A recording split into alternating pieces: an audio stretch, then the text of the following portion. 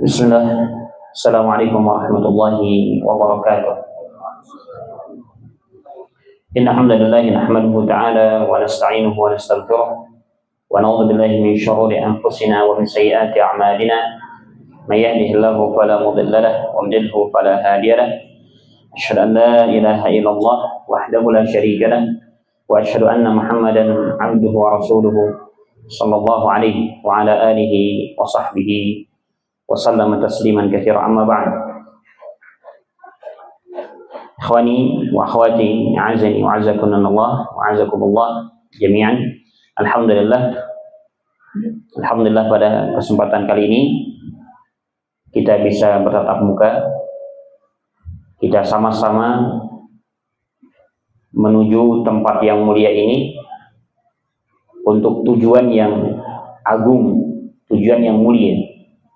Sama-sama kita menggali ilmu Allah Subhanahu wa ta'ala, yang mana tentunya ini semua merupakan poros kebahagiaan setiap kita. Allah Subhanahu wa ta'ala mengatakan wal 'asr innal insana lafi khusr illa alladziina aamanu wa 'amilus shalihaati wa tawassaw bil haqq wa tawassaw bis sabr. Demi masa, sungguh manusia di atas kerugian. Allah Subhanahu wa ta'ala di sini bersumpah dan mencap, ya. Kalau dalam bahasa Arab di sini alif lam di sini adalah alif lam apa? Istighraqiyah. Seluruh manusia di dalam kerugian. Siapa yang Allah Subhanahu wa ta'ala kecualikan? Illal ladzina amanu. Kecuali orang-orang yang beriman, ya. Dan tidak akan terwujudkan keimanan itu kecuali dengan digali, ya, dicari, dengan belajar, dengan menggali ilmu agama Allah Subhanahu wa ta'ala, akan tumbuh keimanan, Nah, oleh karenanya kita mendatangi tempat-tempat yang mulia ini untuk ya talabul ilm, belajar menggali ilmu agama Allah Subhanahu wa ta'ala, yang mana itulah perkara terbesar yang akan menambah keyakinan kita kepada Allah Subhanahu wa ta'ala, menambah keimanan kita kepada Allah Subhanahu wa ta'ala. Kalau bukan dengan belajar, kalau bukan dengan menggali ilmu agama Allah Subhanahu wa ta'ala, dengan apa lagi ya seseorang bisa menambah keyakinan, ya, menambah keimanan dia kepada Allah Azza wa Jalla. Barakallahu. Karena kalau seandainya seseorang ya maksudnya membaca Al-Quran, ya, tanpa dia memahaminya, tanpa dia mengkajinya, apa yang dimaksud dengan ayat-ayat ini, apa yang dimaksud dengan firman Allah Subhanahu wa ta'ala ini, maka ya kecil kemungkinan untuk dia bisa menambah keimanan, keyakinan dia kepada Allah Subhanahu wa ta'ala. Berbeda kalau seandainya dia memahami ayat, menggali ayatnya, ya, mengeluarkan tafsirnya, kunuz, ya.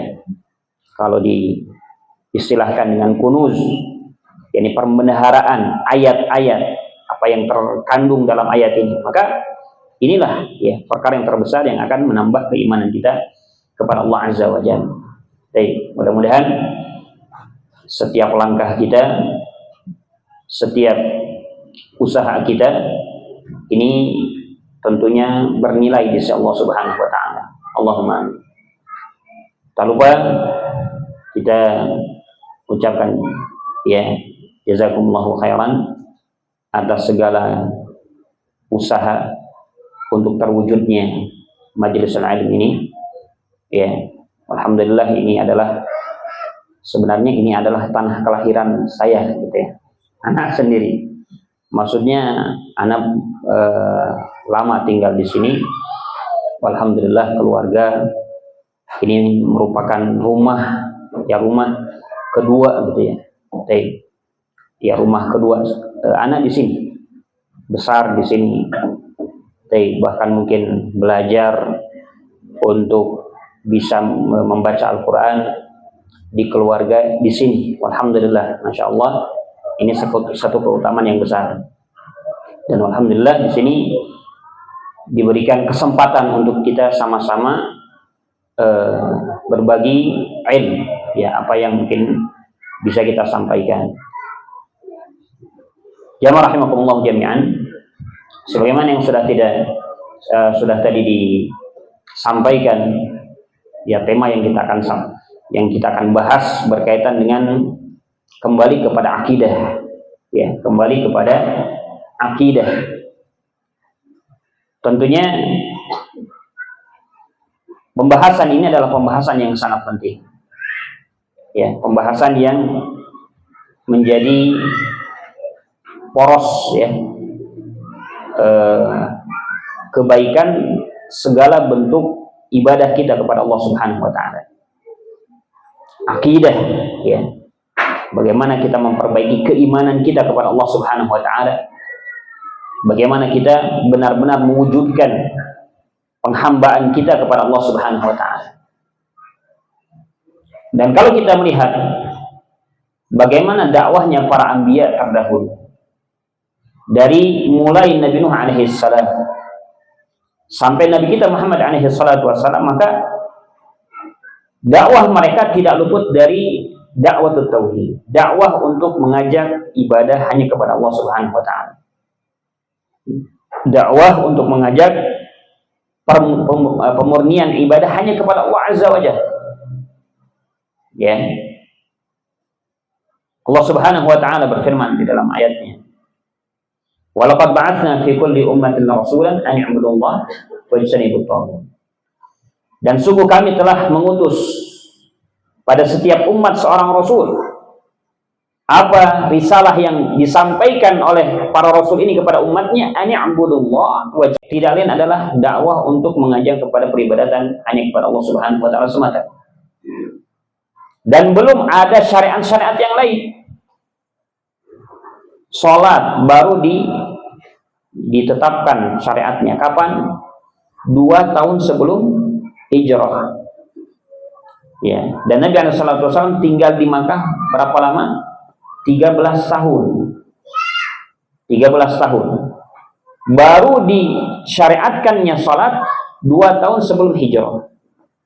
Nah, jadi awal kali memang pemurnian ibadah, terus disampaikan ibadah untuk memurnikan ibadah hanya kepada Allah Subhanahu wa taala.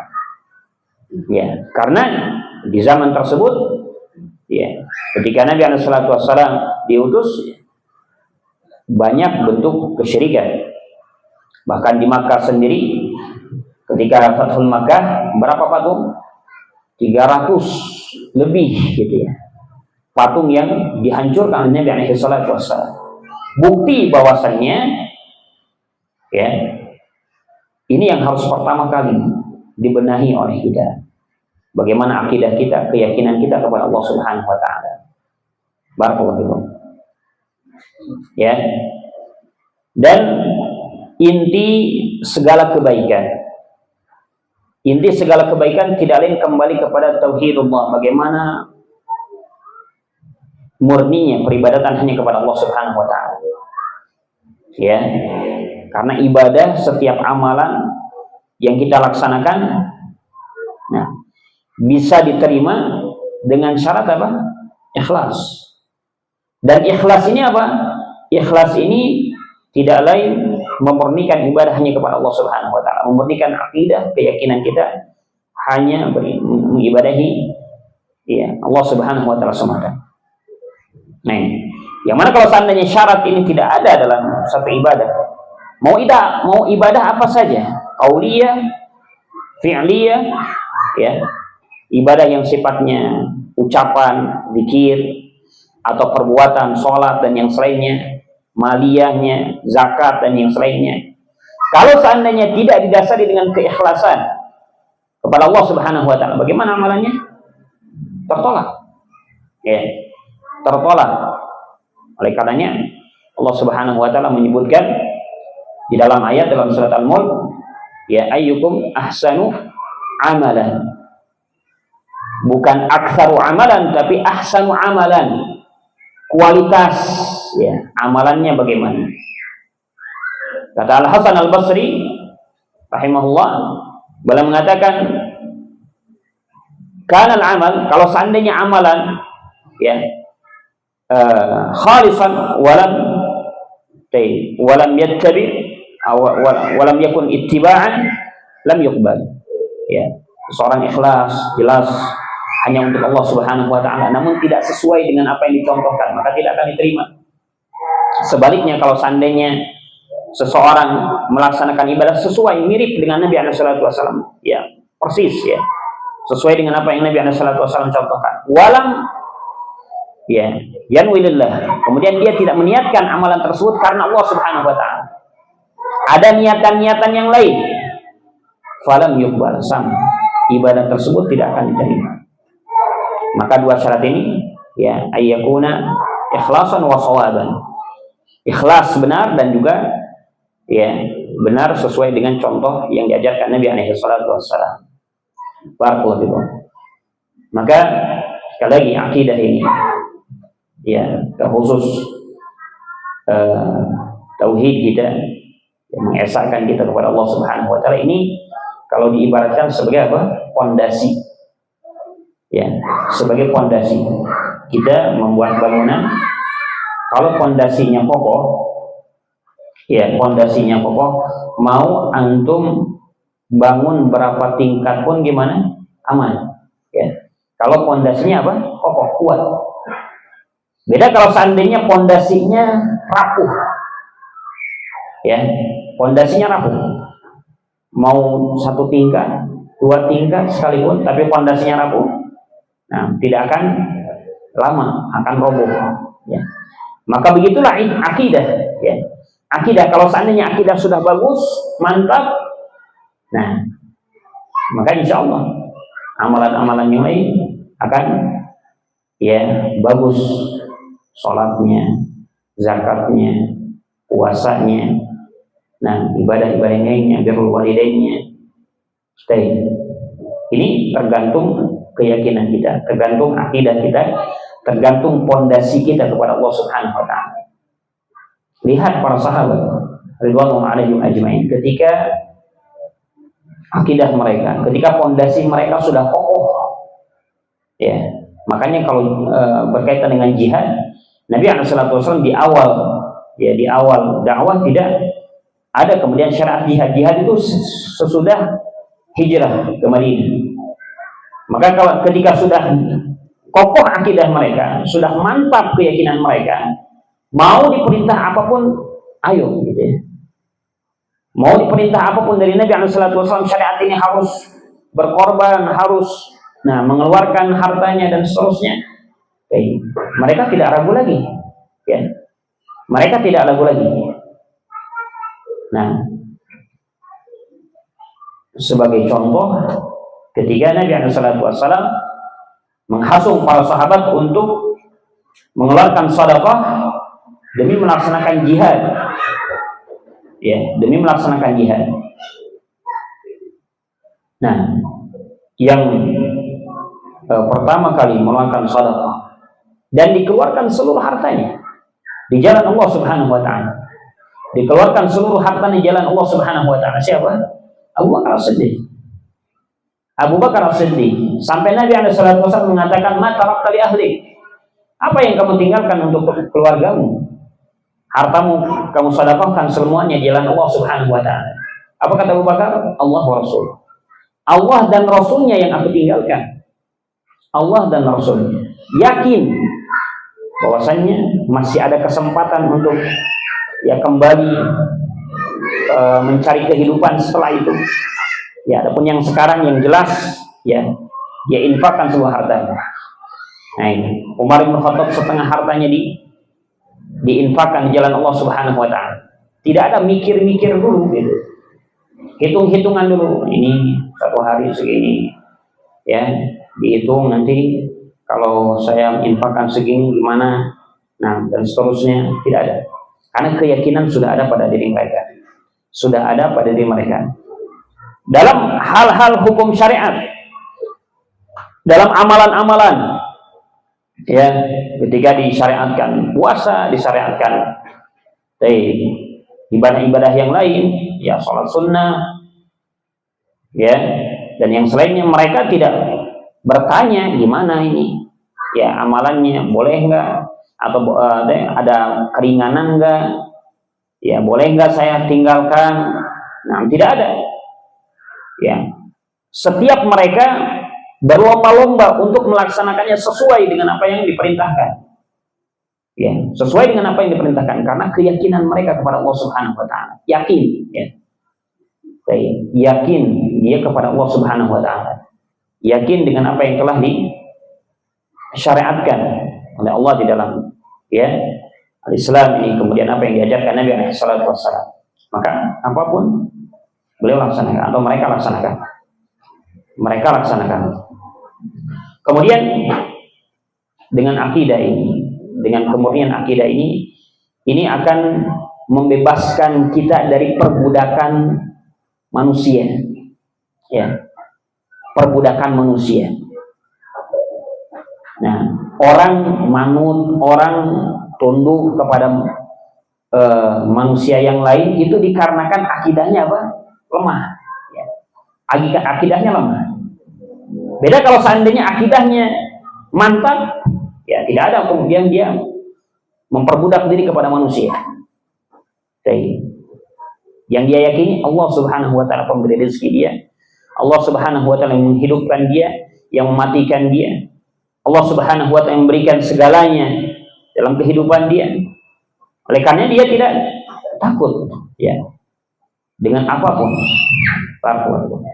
Nah, jadi kalau seandainya akidahnya sudah mantap, sudah bagus, ini tahrir, membebaskan perbudakan dari membebaskan perbudakan. Nah, dari perbudakan kepada manusia, kepada makhluk.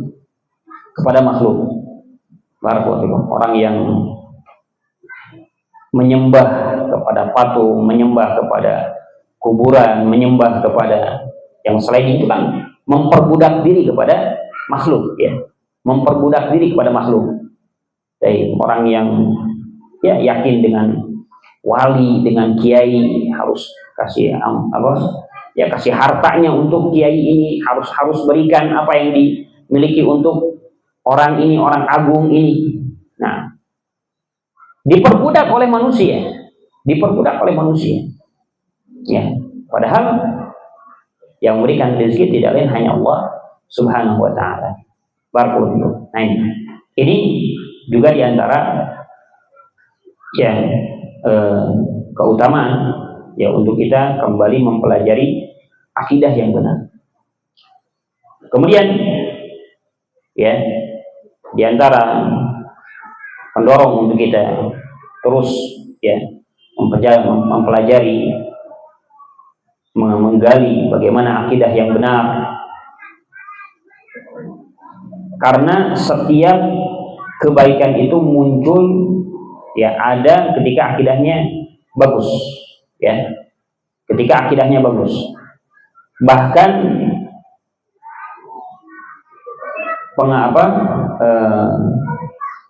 masalah-masalah yang dia hadapi di dunia ini, kalau seandainya akidahnya bagus, mantap, maka akan menjadi ringan bagi dia. Nah, kalau dia sudah tawakal tinggi kepada Allah, bertakwa kepada Allah Subhanahu wa taala, apapun kehidupan yang dia hadapi, kurang dari masalah ma'isyah misalnya, kehidupannya, masalah banyak keluarga misalnya. Nah, maka dia kembalikan semuanya kepada Allah Subhanahu wa taala, yakin dengan ayat wa may yattaqillaha yaj'al lahu makhrajan. Barang siapa yang bertakwa kepada Allah Subhanahu wa taala, Allah berikan jalan keluar. Ya. Maka mereka orang-orang yang bagus akidahnya, orang yang paling tenang hidupnya.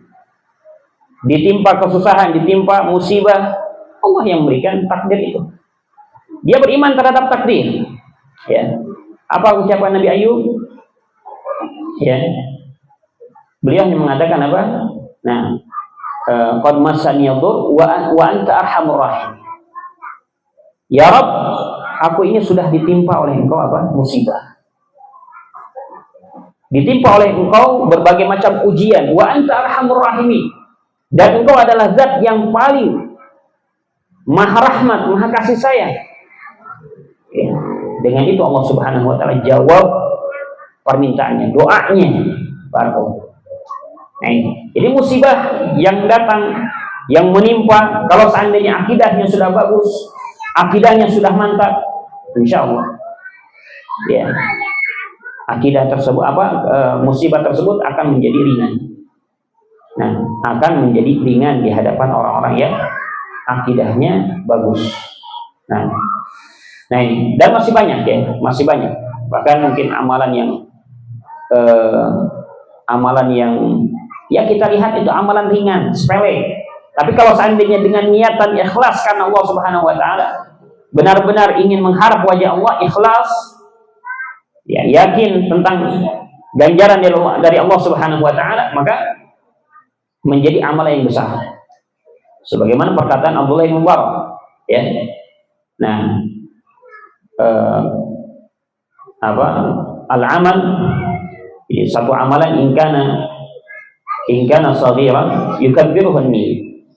Satu amalan itu kadang dibesarkan karena niatnya.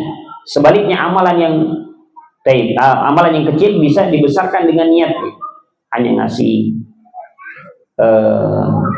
sedekah hanya 1.000 misalkan, atau kasih makanan seadanya, tapi benar-benar ikhlas karena Allah Subhanahu wa taala, dia tidak niatkan apapun, ya, hanya mengikhlaskan karena Allah, ingin mengharap wajah Allah Subhanahu wa taala, menjadi besar di hadapan Allah Subhanahu wa taala. Sebaliknya kalau seandainya amalan besar tapi tidak dibarengi dengan niat yang bagus, niat yang benar, menjadi kecil di hadapan Allah Subhanahu wa taala. Ya. Berinfak, sedekah banyak dia. Cuma apa tujuannya? Agar disebutkan oleh orang-orang, si fulan sudah ngasih segini, si fulan sudah memberikan ya segini. Nah, ini niatan dia, maka amalan tersebut boleh jadi tidak berfaedah di hadapan Allah Subhanahu wa taala.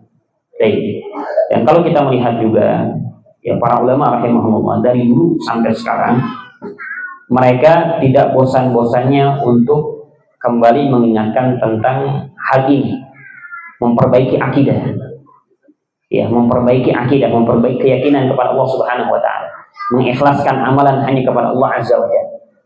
Ya, karena kalau seandainya kita melihat pada zaman sekarang, ya, pada zaman sekarang, jujur saja, ya, bentuk kesyirikan pada zaman sekarang ini makin sedikit atau makin banyak?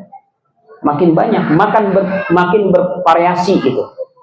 Yang dulunya ya hanya patung, ya, hanya orang soleh dan yang selainnya, sekarang banyak, ya. Kerisnya dijadikan apa? Ya, jimat dan yang selainnya. Barakallahu, ya. Orang bisa melakukan bentuk kesyirikan walaupun di dalam kamarnya. Di dalam kamarnya, sering saya ingatkan hal ini. Ya, apa hukumnya kita bertanya kepada dukun, bertanya kepada peramal, orang bodoh bukan orang pintar, ya. Gimana sih nasib saya, gimana sih jodoh saya? Nah, disamakan dengan apa?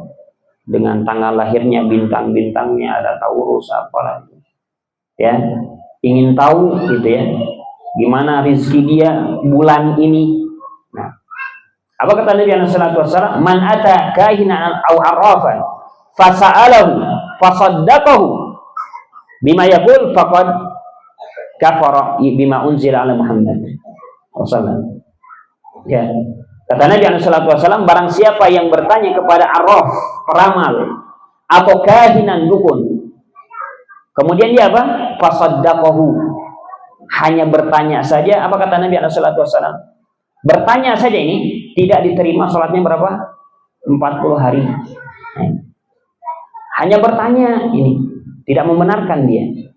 Ingin tahu, ya hanya nanya. Masa nanya aja nggak boleh gitu? Nggak ada dalam syariat ini. Jadi bertanya saja itu tidak akan diterima sholatnya selama 40 hari. Kalau dia fasaddaqahu bima yaqul, kata Nabi sallallahu alaihi wasallam, barang siapa yang membenarkan apa yang diucapkan oleh ramal ini, dukun ini, ya, faqad kafara bima unzila ala Muhammad. Maka dia telah kufur terhadap apa yang telah diturunkan oleh Nabi kita Muhammad alaihi salatu wassalam. Kufur dia, ya. Kufur dia. Nah, ini sekali lagi variasi bentuk kesyirikan ini pada zaman sekarang banyak. Ya. Mungkin kita keluar rumah, mungkin kita baru tahu orang ini melakukan kesyirikan, baru, ya. Itu hanya di lingkungan kita, apalagi di luar sana, ya. Apalagi di luar sana. Maka di dalam ayat pun Allah Subhanahu wa taala tegaskan dalam surat Yusuf, ya. Tidaklah banyak dari mereka beriman kecuali mereka melakukan kesyirikan. Ya, kecuali dalam mereka terjatuh ke dalam bentuk kesyirikan, banyak gitu ya. Banyak orang yang terjatuh ke dalam kesyirikan. Tidak bisa ya kita gambarkan semuanya karena saking banyaknya yang ziarah itu ke kuburan. Syirik atau bukan? Bentuk kesyirikan. Ya. Bentuk kesyirikan karena apa yang dilakukan di sana? Coba orang yang ziarah kepada kuburan Wali Songo, ya. Wali Songo, misalkan apa yang mereka lakukan di sana? Ya ibadah, kayak membaca Quran, kayak apa, mengambil barokah, ya, mengambil barokahnya. Nah, dan ini bentuk kesyirikan kepada Allah Subhanahu wa taala, jelas. Wa annal masajida lillah fala tad'u ma'allahi ahadan, di dalam ayat. Dan sesungguhnya masjid-masjid ini milik Allah Subhanahu wa taala, maka janganlah kalian berdoa meminta kepada selain Allah seorang pun. Doa itu hanya kepada Allah, ya. Minta apapun, terus dimudahkan urusan dunia kita, dimudahkan rezeki kita dan yang selainnya, minta hanya kepada Allah Subhanahu wa taala. Barang siapa yang meminta kepada selain Allah, maka dia telah terjatuh ke dalam bentuk kesyirikan. Barakallahu fikum. Baik, dan insya Allah yang kita akan bahas pada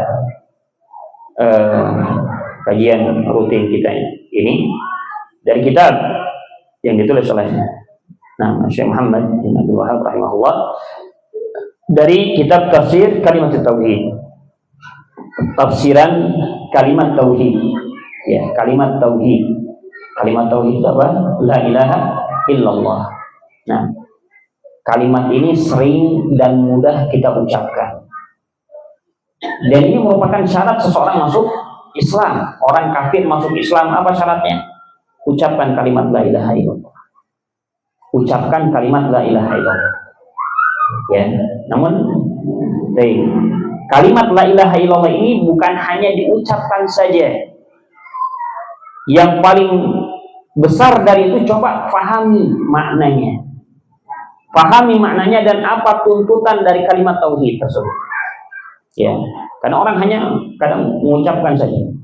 Sebagaimana nanti dijelaskan oleh Syekh Shalih Fauzan rahimahullah taala, banyak orang bahkan berzikir dengan kalimat la ilaha illallah bukan hanya mungkin ratusan kali, ribuan kali.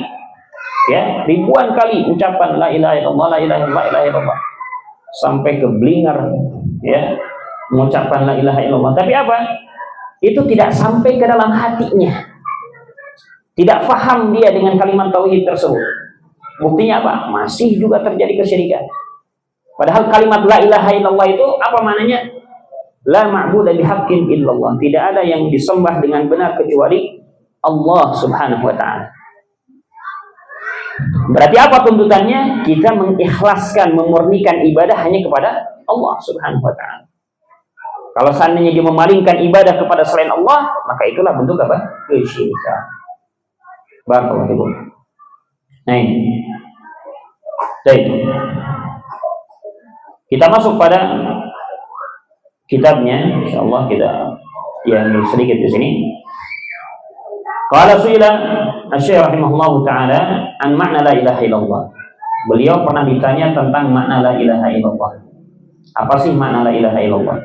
Fa'ajaba biqaulihi, maka beliau menjawab dengan ucapan beliau, i'lam rahimakumullah rahimakallahu ta'ala anna hadhihi al-kalimata hiya al-fariqatu bainal kufri wal islam.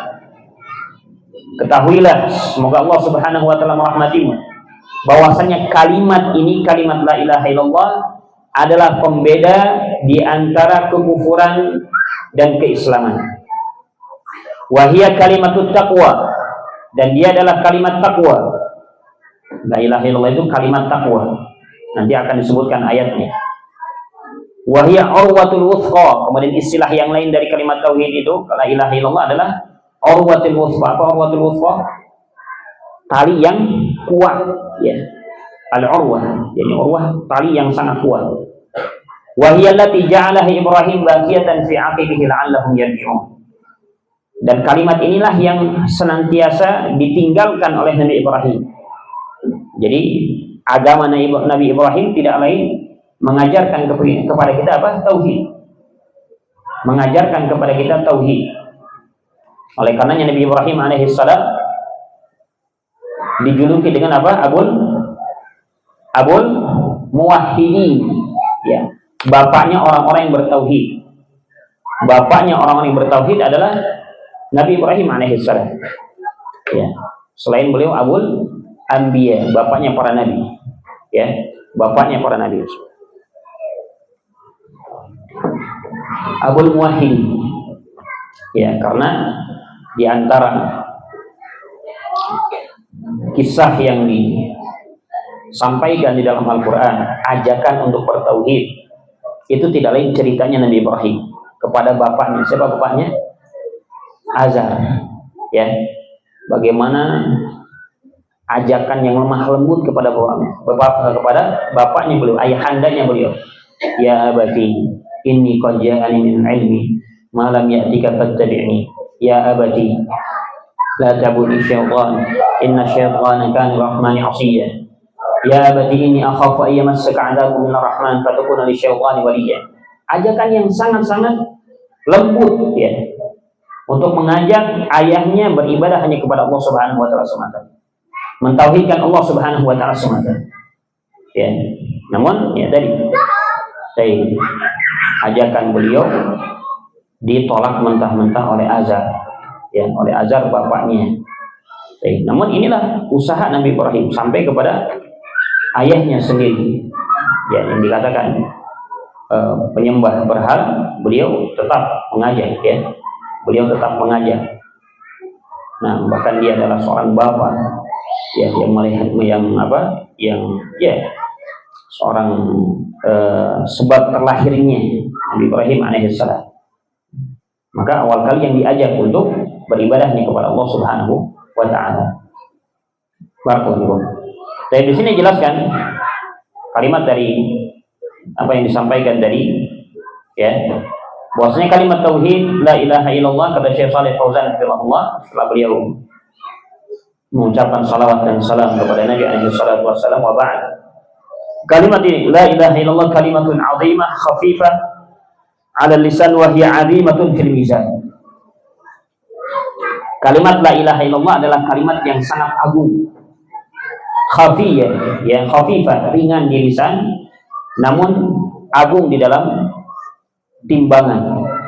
Nah, afdhalul dzikr, ucapan zikir yang paling utama adalah apa? La ilaha illallah. La ilaha illallah, banyak, ya.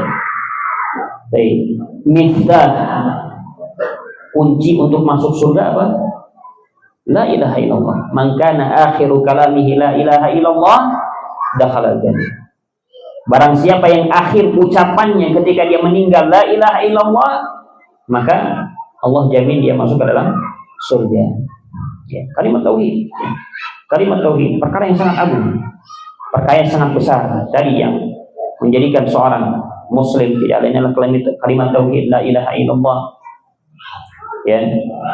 Kemudian juga mengqala khalisan min qalbihi, orang-orang yang mengucapkan ikhlas, ya, di dalam hatinya, di antara orang-orang yang akan mendapatkan syafaat dari Nabi sallallahu alaihi wasallam. Ya, orang yang mendapatkan syafaat adalah orang-orang yang bertauhid, orang-orang yang benar-benar mewujudkan kalimat la ilaha illallah. Ya. Baik. Li'annaha fil haqiqah hiya madmun al-Islam. Karena dia secara hakikatnya adalah kandungan Islam. Ya. Kandungan Islam terdapat pada kalimat la ilaha illallah. Karena Islam ini mengajarkan kita untuk memurnikan segala ibadah hanya kepada Allah Subhanahu wa taala. Mengembalikan segala urusan hanya kepada Allah Subhanahu wa taala. Menjadikan Allah Subhanahu wa taala sebagai zat yang hanya kita ibadahi. Ya, inilah Islam. Inilah Islam. Maka kandungan Islam semuanya kembali ke sana. Salat kita, apalagi zakat kita, birrul walidain kita, kemudian ya berakhlak dengan akhlak baik kita kepada tetangga, kepada bermuamalah kita dengan sesama manusia, semuanya kembali di dalam mewujudkan la ilaha illallah. Tidak lain kembali kepada mewujudkan kalimat tauhid la ilaha illallah. Nah, maka ini berat di dalam timbangan, agung di dalam timbangan kalimat la ilaha illallah. Dan dia sebagai hakikat inti kandungan Islam, ya, kandungan Islam. Walakin hadhil kalimat, hadhil kalimah laysat mujarradan lafzin, bal laha ma'nan wa laha muqtawa. Namun yang perlu kita pahami, ya, perlu kita pahami kalimat la ilaha illallah bukan hanya melafazkan saja. Kalau hanya melafazkan saja, semua manusia pun apa? Bisa mampu mengucapkan, ya. Namun yang dituntut di sini adalah apa? Untuk kita memahami maknanya dan tuntutannya. Maknanya kita pahami, kemudian apa yang dituntut dari kalimat tauhid la ilaha illallah kita laksanakan, ya. Kita laksanakan. Jadi bukan hanya la ilaha illallah selesai. Ya, cuma coba pahami, coba pelajari apa tuntutannya di kalimat tauhid ini. Nah, ini yang kita akan bahas. Laha arkan. Di dalam kalimat tauhid ada apa? Rukun.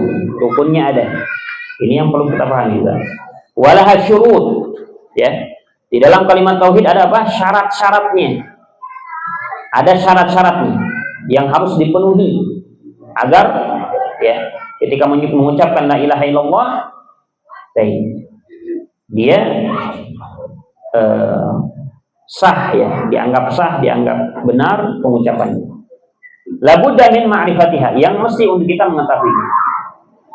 Walau kana al-qasdu mujarradul talaffuz biha, walau kana al-qasdu mujarradat talaffuz biha, sara kullun man yaquluha musliman. Ya. Kalau seandainya tujuan mengucapkan kalimat la ilaha illallah, ya, hanya melafadzkan saja, tujuannya seperti itu, maka ya hanya main-main mengatakan la ilaha illallah orang kafir gitu, ya. Hanya mengucapkan la ilaha illallah dengan main-main, itu dijadikan muslim. Dijadikan muslim. Ya, kalau seandainya hanya yang dituntut hanya mengucapkan saja, tapi bukan itu tujuannya. Ya, ada tuntutan yang dibalik itu semua untuk kita memahami, untuk kita memaknai, ya, kalimat la ilaha illallah. Bahkan orang yang melafazkan la ilaha illallah, tapi dibalik itu dia membenci kalimat tauhid, bahkan dia menghancurkan kalimat tauhid, apa balasannya? Allah tempatkan dia fid darkil asfal minan nar, di kerak api neraka. Siapa? Al munafiqun, orang-orang munafik. Munafik i'tiqadi, kan ya? Munafik kan ada dua, ya. Ada amali, ada i'tiqadi. Kalau nifaknya sudah i'tiqadi tadi, ya, di hadapan orang dia muslim, tapi di balik itu dia membenci Islam, bahkan menghancurkan Islam. Ya, jangan harap nanti di hadapan Allah Subhanahu wa taala dia akan mendapatkan ampunan, ya, mendapatkan keutamaan dari Allah Subhanahu wa taala. Yang ada, nah, kata Allah Subhanahu wa taala, innal munafiqina fid darkil asfali minan nar. Allah tempatkan mereka di kerak api neraka, di kerak api neraka. Ya, jadi kalau misalnya lafaz saja cukup, nah ini orang munafik nggak akan taruh di mana? Di kerak. Kalau seandainya cukup hanya mengucapkan saja, mereka mengucapkan jelas ya. Kalau hanya mengucapkan la ilaha illallah, mereka orang-orang munafik itu di hadapan Nabi SAW mereka mengucapkan la ilaha illallah, jelas mengucapkan la ilaha illallah, sehingga Nabi SAW dan para sahabat yang lain menganggap mereka ini kaum muslimin karena ucapan mereka jelas la ilaha illallah. Tapi di balik itu ya, di balik itu apa yang mereka lakukan? Memerangi Islam, memerangi para sahabat, memerangi Nabi SAW. Ya, tidak mau dakwah Islam ini tersebar, dakwah yang benar ini tersebar, berusaha untuk apa? Menghalangi, ya, menghalangi sampai, di perang mereka memadaratkan kaum muslimin, ya, memadaratkan kaum muslimin. Kemudian Nabi SAW meminta tahkim kepada seorang sahabat yang sangat berjasa ketika itu, ya, untuk menghakimi orang-orang munafik ini, ya, dan akhirnya mereka dipenggal, mereka dibunuh. Nah, ini orang-orang munafik. Jadi bukan hanya lafaz saja, bukan hanya melafazkan saja, tapi ada tuntutan di balik itu semuanya. Kita pahami, kita penuhi syarat-syaratnya, kita mengetahui tuntutan-tuntutan dari kalimat at-tauhid. Li'annahu sahula ayyaqula la ilaha illallah. Karena mungkin mudah seseorang mengucapkan la ilaha illallah wa yasir musliman, ya, dan dia jadi muslim walau lam ya'mal syai'an, walaupun dia tidak melakukan amalan apapun. Kalau seandainya yang diinginkan seperti itu saja. Fahadhihi kalimatun 'azimah lakin laha ma'nan wa laha muqtawa wa laha arkan. Ya. Maka kalimat yang agung ini memiliki makna yang luas, ya, ada rukunnya, ada tuntutannya. Laha syurut, ya, memiliki syarat-syarat yang mesti untuk kita mewujudkannya. Walihada, oleh karenanya, fa innaha la tanfa illa ma'a wujud hadhihi al-madhkurah. Kalimat la ilaha illallah kalau seandainya yang diucapkan ini tidak akan bermanfaat sedikit pun, kecuali harus dipenuhi hal-hal tadi. Rukunnya dipenuhi, syaratnya dipenuhi, tuntutannya dilaksanakan. Tuntutannya dilaksanakan, ya. Kalau seandainya hanya talafuz saja, lafaz saja, ya, tidak dipenuhi hal-hal tadi, syaratnya, rukunnya, yang selainnya, la tanfa, tidak bermanfaat sama sekali di hadapan Allah Azza wa Jalla. Barakallahu. Wa hadhihi al-kalimah laha asma. Kemudian di sini kalimat-kalimat ini nama-namanya memang banyak.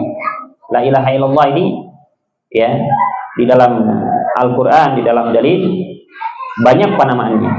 Nah, minha annaha kalimatul ikhlas. Di antara kalimat dan di antara nama kalimat tauhid ini, kalimat la ilaha illallah, juga dinamakan kalimatul ikhlas. Kalimatul ikhlas, kalimat keikhlasan. Kalimat keikhlasan. Ya. Kalau dimaknakan atau dinamakan kalimatul ikhlas, ini zahir, ya, jelas. Karena tuntutan dari makna la ilaha illallah sendiri, la ma'budu bihaqqin illallah. Tidak ada yang disembah dengan benar kecuali Allah Subhanahu wa taala. Menuntut kita untuk apa? Mengikhlaskan seluruh ibadah hanya kepada Allah. Maka dinamakan kalimatul ikhlas, ya. Kalimatul ikhlas. Nah, tuntutan la ilaha illallah adalah mengikhlaskan. Li'annaha tanfi syirka billah wa tuthbitu al-ibadata lillah. Karena dari kalimat la ilaha illallah ini menafikan kesyirikan kepada Allah Subhanahu wa taala. Segala bentuk kesyirikan dinafikan sih. Ya. Baik. Kesyirikan apapun, ya. Kadang seseorang memahami syirik itu hanya sujud kepada makhluk, gitu, ya, rukuk kepada makhluk. Bukan itu. Kesyirikan itu bentuknya banyak, ya, bentuknya banyak. Sampai orang menjadikan ulamanya yang menetapkan syariat, yang menetapkan ini halal, ini haram, ini sunnah, ini mubah, ini tidak boleh, misalkan makruh. Baik. Itu sudah menjadikan manusia tersebut sebagai apa? Rob. Ya. Dalam ayat gimana? Ittakhadhu ahbarahum wa ruhbanahum arbaban min dunillah. Mereka menjadikan rahib-rahib mereka, ya, pendeta-pendeta mereka sebagai Tuhan selain Allah Subhanahu wa taala. Di dalam tafsir ayat ini kemudian bukan berarti orang-orang tadi menjadikan rahib dari pendeta itu untuk sujud kepada mereka ini atau ruku di hadapan mereka, gimana, enggak, ya. Tapi mereka menjadikan rahib mereka ini atau pendeta itu sebagai asyari' al-musyri', ya, yang menetapkan syariat, ya, yang menetapkan ini halal, ini haram, ini boleh, silakan lakukan, ini nggak boleh, harus ditinggalkan, ini wajib untuk dilaksanakan, ini haram, jangan, tidak boleh kalian melakukannya. Dia nurut, dia manut kepada, ya, orang ini misalnya, ya, manutnya, meyakini kalau diucapkan oleh syekh ini atau alim ini wajib, dia yakini wajib, ini haram. Jadi, maka dia menjadikan tandingan di sisi Allah Subhanahu wa taala. Karena yang menentukan syariat ini halal dan haram siapa? Allah Subhanahu wa taala. Nabi SAW hanya menyampaikan saja. Innama alaikal balagh. Ya. Hanyalah Nabi SAW menyampaikan saja. Nabi tahu ini halal, ini haram, ini sunnah, ini mubah, itu pun sesuai dengan apa yang telah perintahkan oleh Allah Subhanahu wa taala. Sesuai dengan apa yang telah diperintahkan oleh Allah Subhanahu wa taala. Jadi kalau seandainya orang sudah menganggap inilah yang benar, orang inilah yang benar, segala apa yang diucapkan, ya, harus kita laksanakan misalnya.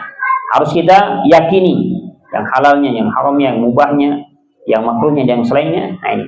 Maka dia telah menjadikan, ya, orang tadi sebagai tandingan di sisi Allah Subhanahu wa taala, menjadi tandingan di sisi Allah Azza wa Jalla. Ini bentuk kesyirikan, ya. Ini bentuk kesyirikan. Begitu juga, nah, orang yang terlalu gulu terhadap orang yang dia hormati, orang yang dimuliakan. Ya, ini diantara sebab terjadinya bentuk apa? Kesyirikan. Ya, sebab besar terjadi bentuk kesyirikan kepada Allah Subhanahu wa taala. Terjadi ini kesyirikan pertama kali di zaman siapa? Zaman Nabi Nuh alaihi salam, ya. Allah sebutkan dalam surat Nuh. Nah, wa qalu la tadharunna alihatakum wa la tadharunna wadda wa la suwa'a wa la yaghutha wa ya'uqa wa nasra. Apa kata Ibn Abbas? Haula'i rijalun salihun. 5 orang ini adalah tokoh-tokoh orang yang saleh. Masuk syaitan di sana, ya. Ketika meninggal 5 orang saleh ini, ya, kemudian mengajak, ya, ayo kita buat, ya, kayak monumen lah, gambar lah di tempat ibadah kita. Tujuannya apa? Awal kali tujuannya hanya untuk menyemangati mereka untuk beribadah. Lihat, oh, dulu orang soleh ini gimana. Baik. Namun kata Ibn Abbas radhiyallahu anhu, falamma nusil ilm ubidat. Ketika sudah ditinggalkannya ilmu, sudah dilupakannya ilmu, yang tadinya hanya untuk mengingatkan, bersungguh-sungguh untuk beribadah, ya, lama-kelamaan disembah itu monumen tadi, disembah itu patung atau gambar tadi. Nah, ini awal terjadinya kesyirikan, gulu terhadap orang-orang saleh, ya, gulunya terhadap orang-orang saleh. Baik, Nabi SAW mengingatkan ketika ada para sahabat yang gulu, ya, yang ekstrim kepada Nabi SAW, apa? La tatruni kama atratin nasara Isa ibnu Maryam. Innama ana abdun wa rasul. Jangan kalian berlebihan kepadaku sebagaimana berlebihannya siapa? Orang Nasrani kepada Isa ibnu Maryam. Aku ini hanya apa? Hamba dan utusan Allah. Apa maksudnya hamba? Fala yu'bad. Fala yu'bad. Maka tidak boleh untuk kita menyembah Nabi SAW. Ya, minta ke kuburan Nabi, kasih surat, apa-ngapain, ya, mau dibaca suratnya nggak ada. Barakallahu. Ya, ini bentuk kesyirikan kepada Allah Subhanahu wa taala. Baik. Apa kata Allah? Ud'uni astajib lakum. Ya. Ud'uni astajib lakum.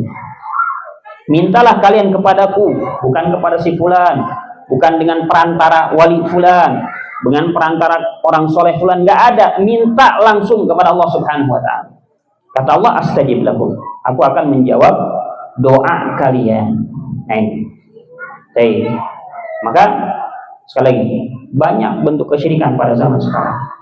Banyak bentuk kesyirikan pada zaman sekarang yang perlu untuk kita benahi, yang perlu untuk kita terangkan kepada umat-umat yang manusia di sekitar kita, ya, untuk kita kembalikan kepada ibadah hanya kepada Allah Subhanahu wa taala, murnikan, ya, dan wujudkan kalimat tauhid la ilaha illallah, la ilaha illallah.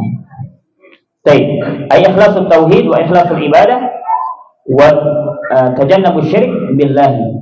Ya. Jadi kalimatul ikhlas maksudnya adalah ikhlasul tauhid, memurnikan tauhid hanya untuk Allah, mengikhlaskan ibadah hanya untuk Allah, dan menjauhi yang namanya bentuk kesyirikan kepada Allah Subhanahu wa taala.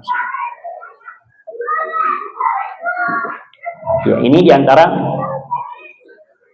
penamaan kalimat la ilaha illallah, kalimat tauhid, juga dinamakan kalimatul ikhlas, ya, kalimat keikhlasan. Wallahu a'lam bishawab. Saya mungkin ini, ya, sampai jam 5. Baik, barakallahu. Sudah sampai jam 5 ini. Jadi, nah, sudah sudah sampai waktunya, insyaallah. Mungkin ini yang bisa disampaikan pada pertemuan sekarang. Tapi sebelum Anda tutup, mungkin ada yang perlu disampaikan atau ditanyakan, silakan. Sebelum Anda tutup, Allah, ada yang perlu disampaikan?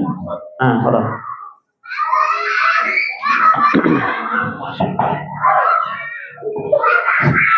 Bismillahirrahmanirrahim. Assalamualaikum warahmatullahi wabarakatuh. Waalaikumsalam. Mungkin sedikit melenceng Ustaz dari temanya. Gini Ustaz, kebanyakan di lingkungan kita kan kalau mentalkin orang yang mau meninggalkan, biasanya ada yang masih pakai ucapan Allah, Allah, Allah gitu ya. Nah, itu termasuk menyelisih nggak, atau di akhir hayat apabila orang yang meninggal itu hanya mengucapkan Allah, itu termasuk mengucapkan kalimat la ilaha illallah, la ilaha illallah, bukan Ustaz? Syukran Ustaz. Barakallahu fikum. Jazakallahu khair. Kan hadisnya jelas ya. Man kana akhiru kalamihi la ilaha illallah dakhalal jannah. Ya. Barang siapa yang akhir ucapannya la ilaha illallah, dia akan masuk ke dalam surga. Bagaimana kalau seandainya dia hanya mengucapkan Allah saja? Allah, Allah, Allah, gitu. Mentalkin dengan Allah, Allah saja. Pertama, ya, ini jelas tidak ada tuntunannya dari Nabi SAW. Tidak ada anjurannya dalam syariat kemudian untuk mentalkin dengan mengucapkan Allah. Ini pertama kali. Dalilnya jelas nggak ada. Kemudian dari sisi makna, Allah, maksudnya apa yang diinginkan? Ya, apa yang diinginkan dari Allah, Allah itu? Ini bukan zikir saja, nggak ada zikir nggak, Allah, Allah, Allah gitu, ada zikir nggak? Yang dicontohkan Nabi SAW nggak ada, adanya Subhanallah, Alhamdulillah, Allahu Akbar, La ilaha illallah, La haula wala quwata illa billah. Nggak ada Allah, Allah saja nggak ada. Nah, ya, makanya salah, keliru, ya. Dan itu bukan bentuk talqin yang benar. Kalau seandainya hanya mentalkinkan dengan kalimat Allah saja, ya, baik. Sama halnya orang yang tadi berzikir dengan Allah saja. Jadi kalimat la ilaha illallah nanti akan dijelaskan. Kalimat la ilaha illallah karena saking banyaknya orang-orang, ya, ahli-ahli itulah, ya, ahli zikir itu, ya, sampai saking cepatnya mereka hanya mengucapkan apa? Allah, Allah, Allah, Allah. Nah, ini nggak ada maknanya dan tidak bernilai nanti pahala di sisi Allah Subhanahu wa taala. Karena harus lengkap la ilaha illallah sebagaimana zikir-zikir yang lain. Begitu. Allah. Ini yang saya menjawab. Baik, ada yang lain? Apa tuh? Ayo. bagi petang yang kita baca Ya. pada setiap La ilaha illallah wahdahu la syarikalah. asbahna ya'mal fiqh Islam. Ayo. Yang kalau tidak Bisa ikhlas. masuk ya, ini saja. Ayo. Kemudian yang maksud awal fiqh Islam apa? Ala fitratil Islam, fitrah Islam itu apa fitrah Islam? Ya sama, kembalinya kepada tauhid. Ya. Mengesahkan Allah Subhanahu wa taala, beribadah hanya kepada Allah Subhanahu wa taala. Wa kalimatul ikhlas itu juga untuk menekankan, ya. Kita lahir di atas kalimat al-ikhlas, la ilaha illallah. Bahkan di dalam ayat sebelum dalam surat Yasin gimana? Sudah ada perjanjian sebenarnya kita dengan Allah Subhanahu wa taala. Bahwasanya kita sudah menetapkan Allah Subhanahu wa taala sebagai Rabb kita, di dalam surat Yasin. Nah ini, jadi kalimatul ikhlas ya kembali kepada kalimat la ilaha illallah. Ada yang lain? Cukup ya? Cukup mungkin sampai sini kajian kita. Mudah-mudahan apa yang disampaikan tadi banyak manfaatnya. Allahu a'lam bishawab. Mungkin ini yang bisa sampaikan. Kurang lebihnya mohon maaf ya kalau ada kesalahan. Tentunya datang dari saya pribadi dan kebenaran datangnya dari Allah Subhanahu wa taala. Dan itu adalah sebaik-baik ucapan. Maka akhirul kalam kita tutup dengan kafaratul majlis. Subhanallah bihamdika asyhadu an la ilaha illa anta astaghfiruka wa atubu ilaik. Walhamdulillah. Wassalamualaikum warahmatullahi wabarakatuh.